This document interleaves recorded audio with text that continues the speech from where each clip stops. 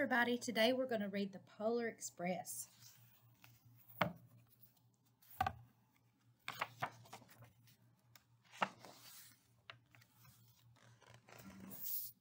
On Christmas Eve, many years ago, I lay quietly in my bed.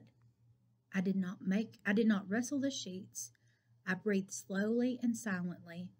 I was listening for a sound a friend had told me that I might never hear. The ringing bells of Santa's sleigh. There is no Santa, my friend had insisted, but I knew he was wrong. Late that night, I did hear sounds, though not of ringing bells. From outside came the sound of hissing steam and squeaking metal. I looked through the window and I saw a train standing perfectly still in front of my house. It was wrapped in an apron of steam. Snowflakes fell lightly around it. A conductor stood at the open door of one of the large cars. He took out a large pocket watch from his vest. Then he looked up at my window. I put on my slippers and robe. I tiptoed downstairs and out the door. "All aboard!" the conductor cried out. I ran up to him. "Well," he said, "are you coming?" "Where?" I asked. "Why, to the North Pole, of course," he said. "This is the Polar Express." I took his outstretched hand and he pulled me aboard. The train was filled with other children, all in their pajamas and nightgowns. We sang Christmas carols and ate candies with nougat centers as white as snow. We drank hot cocoa as thick and as rich as melted chocolate bars. Outside, the lights of towns and villages flickered in the distance as the Polar Express raced northward. Soon, there was no more light to be seen. We traveled through cold, dark forests, where lean wolves roamed and white-tailed rabbits hid from our train as it thundered through the wilderness. We climbed mountains so high, it seemed as if we would scrape the moon. But the Polar Express never slowed down. Faster and faster we ran along, rolling over peaks and through valleys like a car on a roller coaster. The mountains turned into hills. The hills turned into snow-covered plains. We crossed a barren desert of ice, the great polar ice cap. Lights appeared in the distance. They looked like the lights of a strange ocean liner sailing on a frozen sea. "There," said the conductor. "That's the North Pole." The North Pole! It was a huge city standing alone in the top of the world, filled with factories where every Christmas toy was made.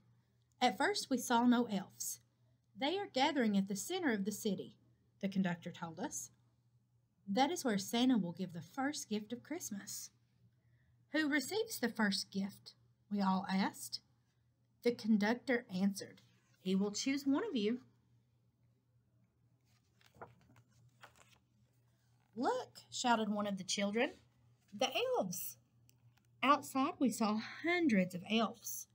As our train drew closer to the center of the North Pole, we slowed to a crawl. So crowded were the streets with Santa's helpers. When the Polar Express could go no farther, we stopped and the conductor led us outside. We pressed through the crowd to the edge of a large open circle. In front of us stood Santa's sleigh. The reindeer were so excited. They pranced and they paced, ringing the silver sleigh bells that hung from their harness. It was a magical sound like nothing I had ever heard. Across the circle, the elves moved apart and Santa Claus appeared. The elves cheered wildly. He marched over to us and pointing to me, he said, "Let's have this fellow here." He jumped into his sleigh. The conductor handed me up. I sat on Santa's knee and he asked, "Now what would you like for Christmas?" I knew that I could have any gift I could imagine. But the thing I wanted most for Christmas was not inside of Santa's gift bag.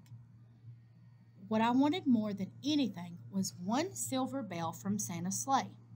When I asked, Santa smiled. Then he gave me a hug and told an elf to cut a bell from the reindeer harness. The elf tossed it up to Santa. He stood holding the bell high above him and called out, "Here it is, the very first gift of Christmas."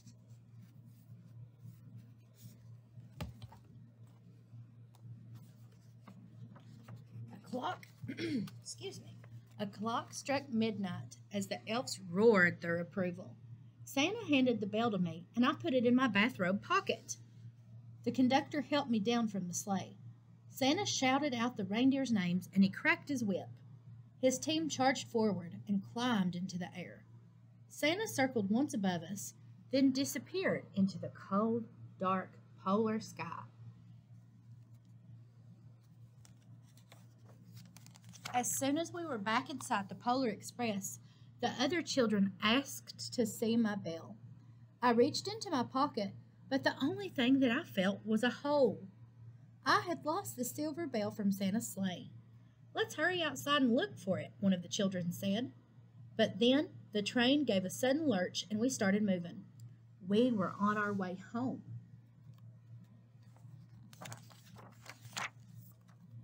It broke my heart to lose that bell. When the train reached my house, I sadly left the other children. I stood at my doorway and I waved goodbye. The conductor said something from the moving train, but I couldn't hear him. "What?" I yelled out. He kept his hands around his mouth and said, "Merry Christmas!" The Polar Express let out a loud blast from the whistle and it sped away. On Christmas morning, my little sister Sarah and I opened our presents. When it looked as if everything had been unwrapped, Sarah found one last small box behind the tree. It had my name on it. Inside was the silver bell. There was a note. "Found this on the seat of my sleigh. Fix that hole in your pocket. Signed, Mr. C." I shook the bell. It made the most beautiful sound my sister and I had ever heard. But my mother said, "Oh, that's too bad." "Yes," said my father, "it's broken." When I'd shaken the bell, my parents could not hear the sound. At one time, most of my friends could hear the bell, but as years passed, it fell silent for them. Even Sarah, his sister, found one Christmas that she could no longer hear its sweet sound. Though I've grown old, the bell still rings for me, and it does for all who truly believe. If you guys haven't watched the Polar Express movie, it's a good movie to watch too for Christmas. I hope that you guys liked our story, The Polar Express, and I'll see you soon.